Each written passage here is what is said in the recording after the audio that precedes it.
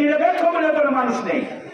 আমি যখন নির্বাচিত হয়েছিলাম তখন আমি মনে করেছিলাম যে আমি একটি নিরপেক্ষভাবে কাজ করব, কিন্তু উন্নয়নের ব্যাপারে, কর্মকাণ্ডের ব্যাপারে যখন আমি কলম ধরেছি তখন আমি যে এলাকায় জন্মগ্রহণ করেছি সেই এলাকার নাম দিয়ে আমার আগে এসেছে।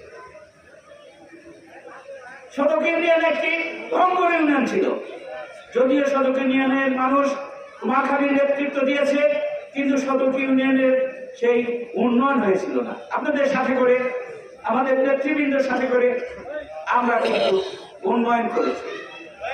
তারপরে 17 বছর দেখে কোনো উন্নয়ন হয়েছে? কোনো উন্নয়ন হয়নি।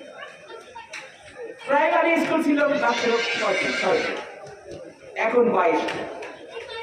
আমাদের হাতে এই স্কুলগুলো হয়েছিল। এখন শিক্ষাঘাট সদক ইউনিয়ন কুষ্টিয়া জেলার মধ্যে সর্বোচ্চ। এই জন্য